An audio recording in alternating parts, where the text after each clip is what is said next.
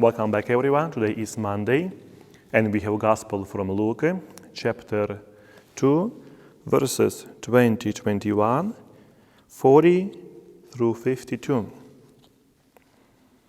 Then the shepherds returned, glorifying and praising God for all they had heard and seen, just as it had been told to them.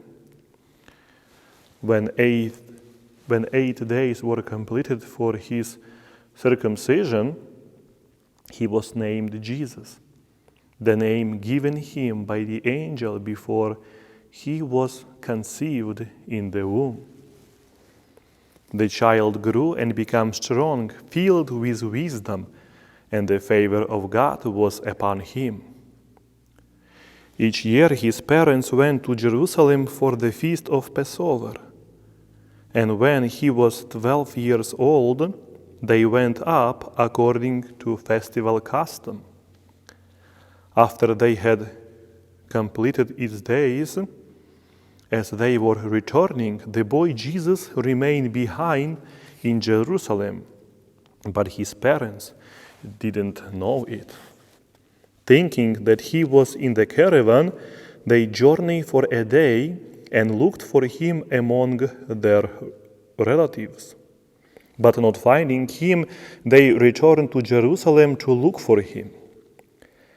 After 3 days, they found him in the temple, sitting in the midst of the teachers, listening to them and asking them questions. And all who heard him were astounded at his understanding and his answers. When his parents saw him, they were astonished, and his mother said to him, "Son, why have you done this to us? Your father and I have been looking for you with great anxiety." And he said to them, "Why were you looking for me? Did you not know that I must be in my father's house?" But they did not understand what he said to them. He went down with them and came to Nazareth and was obedient to them. And his mother kept all these things in her heart. And Jesus advanced in wisdom and age and favor before God and man. Today, as we stand on the threshold of a new year, we find ourselves immersed in the profound mystery of the circumcision of our Lord. It is a feast that marks the 8th day after the Nativity, a day when the Word made flesh entered into the covenant of Abraham, embracing the fullness of our humanity. In the physical act of circumcision, Jesus Christ, the Son of God, submitted to the law, setting an example for us all. It was on this day that he who knew no sin took on the likeness of sinful humanity, not to be weighed down by our transgressions, but to lift us up into the divine embrace. This act, seemingly ordinary, becomes extraordinary in its spiritual significance. The shedding of his blood on this 8th day foreshadows the ultimate shedding of his blood on the cross for the redemption of humanity. As we ponder the circumcision of our Lord, let us reflect on the symbolism woven in the fabric of this feast. The 8th day represents a new beginning, a transformative moment that transcends the old and heralds the dawn of the new.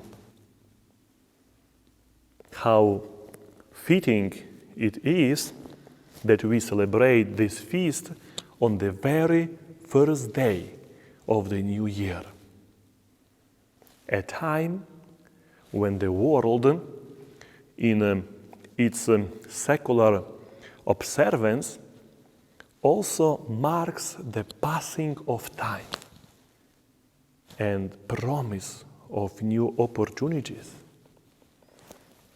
The connection between the circumcision and the new year is not merely coincidence. It invites us to contemplate the deeper meaning of time within the context of our salvation. The Lord's circumcision invites us to consider the covenantal relationship we share with God. And the new year beckons us to reflect on the covenant of time, the upfolding of moments that shape our journey towards eternity. In our pursuit of New Year resolutions and aspirations, let us not forget the ultimate resolution that Jesus Christ has already accomplished for us all. The covenant initiated through his circumcision speaks of God's unending love, his mercy, desire for communion with us. As we step into the new year, may we renew our commitment to live in this covenant, seeking a deeper relationship with the one who has marked us as his own.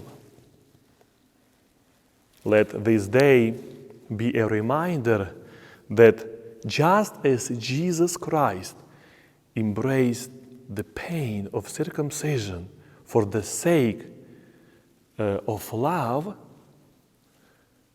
so too can we face the challenges of the coming year with the assurance that God's grace is our strength.